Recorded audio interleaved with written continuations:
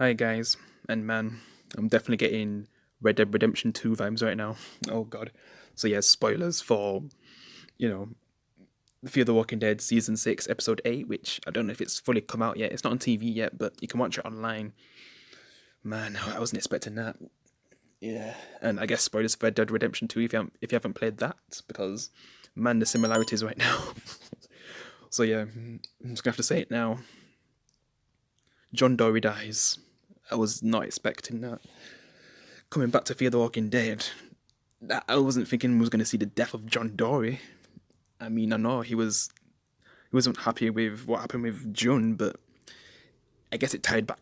It tied back to more, with what happened with Janet. Like, I think from that moment, he kind of gave up hope in humanity and just everything. It's like since then he's just given up, and June kind of decided to side with, well, work with Virginia to build this hospital and stuff. Like, just all those things going on. It's like John basically in this episode just, I mean, probably earlier on, since Janet died, he just gave up. And man, the amount of times we see him, nearly committing suicide in this episode, just wanting to give up. And Morgan trying to, keep him going. Oh man, it's hard. It's really hard to watch this episode. I'm still getting to see John be a badass at the same time, which is cool, but man, I mean, he definitely was the big part of this episode. Like, they gave him a lot of screen time, and that's kind of like how it goes in The Walking Dead, where if a character gets a lot of screen time, they're gonna die, or if they're the voice of reason a lot. Yeah, but seeing him go out like this, a character like John Dorie, I never thought he would die like this. Basically, being mentally depressed and everything. It's just, oh god, seeing such like a character like this from when he first came into the show with Morgan and Al to what happened to him at the end, just becoming this, just being depressed and just wanting to die, not really having a reason to live, because he was the one who gave Morgan a reason to live, because Morgan was at that point, when he came into Fear the Walking Dead in season 4, and then it got to this point for John, but then Morgan tried so hard, but he couldn't save him. I don't even know if I'm ready to talk about the character who basically kills him. And this is the reason why people hate, kids in TV shows or movies, because they're the ones who are the most evil ones. It's so true, man. Like Joffrey from Game of Thrones, he's nothing now compared to. I'm just gonna talk about it now. All right, so Dakota is the one who kills John Dorie, which I didn't see that coming. When she was pointing the gun at you know John, and she reveals that she's the one who killed the person who Janet took the blame for, and then she was executed by Virginia. Well, basically, I think Janet's boyfriend, like, he did something to Dakota and she didn't like it, so she killed him, even though it wasn't like a big deal. I mean, she's just a psychopath. Jesus Christ. The things she did. And she also was trying to get her sister killed by making Morgan having to kill her. Like, just all the things she did, man. Like, that's the reason why she is the one who actually saved Morgan. Because Morgan was going to die. But, yeah. She's basically the one who fixed up Morgan.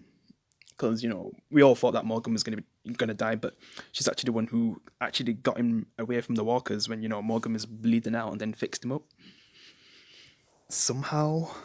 Ugh, man, she's definitely worse than Charlie, man. I thought Charlie was bad, for killing Nick. And then this. Ugh. At that point, that was like the worst, you know, kid I've seen in the TV show, but now Dakota's now the top dog now. Oh god. Oh my god, I just don't know how to feel right now. After watching this episode, I was kind of like shaking, that feeling. Just in shock and everything. Killing John, man. A legend like, Arthur Morgan. He was up there with Arthur Morgan, man. That kind of character who you just love, man. He just had such good writing, just like Arthur Morgan. Oh, I can't believe we lost a character like that. I can't even talk about it right now. I'm just in shock, and to find out that this person who they've been trying to save is the reason why John's dead. And I don't think Alicia's gonna let another kid live who's just killed someone important to her again. Yeah, like she let it slide with Charlie. Well, she didn't really let it slide. She just gave her another chance, even though, like, if someone killed a family member of mine, I wouldn't have given another chance. Maybe if I didn't kill him, I probably would have left him behind still. Man. So I guess Alicia's better than me if I was in the apocalypse. Yeah. Man. I just don't know what to think at this point. What are they gonna do with her? Like, what's John gonna do? Because when they basically reveal that John's dead, like, he basically gets washed up from the beach. Because basically their plan was to get to the friends, and they had to go, through this bridge, but it had a bunch of walkers, and they basically fought together to get through it. Even it's like even for a moment, it seems like Dakota actually saves, John's life to then, shoot him when John realizes that she has the same knife that killed the person who Janet was famed for. And then that's when, I guess Dakota had no choice but to shoot, John, but, John was willing to give her another chance. But then, she pulls the trigger. And then John, just falls into the water. And then even when he's about to die, like, he actually wishes that he wants to, still go on. Oh, that's the oh god, oh my god, I haven't seen a sad death like this for a long time. Oh god, this is a hard one. Even when he's about to die, he still wanted to go on. Like, in death, he realized he wanted to continue, but he bled out. That's just sad. He got out of it by dying basically. Oh god, this is a hard one, man. Just seeing John having to take him out and he gets washed up. Because the plan was that Virginia was going to meet them at a certain area at the cabin because Morgan kind of forced John to come with them.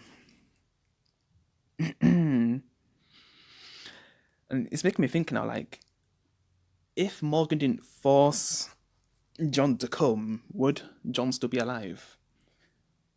Or would things be worse and Morgan be dead?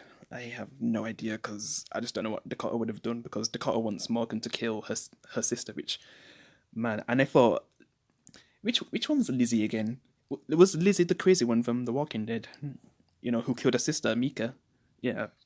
I mean, she's basically worse than her now, even though Lizzie lost her mind. This one, she's just pure evil. But more evil than Joffrey from Game of Thrones. My god. She's like a mastermind with what she's done. And then she has the cheek to say that she still wants to go to the hidden outpost that, Morgan's making, which, we get to see Dwight and all them, Alicia, get to the place. Even Charlie, Al. And it seems like they're going to have a war coming next, because after this, John's not going to want peace. Seeing John's death. Oh yeah, and I guess I should talk about a bit of Morgan's story then. So yeah, Morgan gets to talk to Grace, which was a nice scene. And I guess the baby's like 7 months pregnant, so the baby's still alive as well. Yeah. I mean, we already know that from, the ending to the first half, but yeah. That means that baby will be coming soon. Oh man. I just can't believe John's gone. It's hard. Oh god. Definitely the saddest death in the whole show for me. I'm sorry, it's the saddest death. Oh man, it hurts. It's just, he was such a nice character, man. He was one of those characters who you'd actually want in the apocalypse with you, and man, he was just so skilled with a gun, man. He was a true cowboy. Oh man. Just seeing those last kills from him, like shooting walkers from his house, like inside the house, not even from the window, like from sitting down on a couch. Well, not couch, like a chair, but still. Just the last kills that he got, man. Legend. He's a legend. I'm gonna miss him. Man, he's the reason why Dwight's still alive as well. Like, he's the reason why a lot of characters are still here right now, and now he's gone. It just sucks. And in the end, he wanted to keep fighting, but fate didn't let him. And it sucks he's never gonna get to see Morgan's baby. Yeah. I just don't know how the others are gonna take the news. Hmm. And what's gonna happen now? Is Jung gonna get Grace out of there, and are they gonna run away? Like, I wonder what's gonna happen. But they need to be careful because there is rangers in the area. So if something goes wrong, like Grace and the baby could get hurt. I mean, I just don't know what June's gonna do at this point. Oh man, I just wasn't expecting this. But yeah, I think I should just start to finish things up. Because it's really hard for me to talk about this. It's just a hard episode to watch, man. Just seeing him be depressed through most of the episode, and then the way how it ends when he wants to finally get back on the horse, it doesn't let him back on. So yeah, John Doe is officially the best thing that ever came out of Fear the Walking Dead. I'm gonna miss him so much, man. It's like you don't really realize how special a character is until they're gone. Even though I did love John Dorie, like he was like one of the best new characters they added to, like if not the best character they added to, Fear the Walking Dead. Even though in season 3 we had some amazing characters like Troy. Like man, if they kept him around, oh. But yeah, John Dorie, he was the best. I'm gonna miss him, man. You're a true G, just like Arthur Morgan and John Marston. Rest in peace, bro. So yeah, I'm just gonna end it here because yeah, I got a premiere coming up before I upload this later. So yeah, I'll see you in the next one, guys. Peace.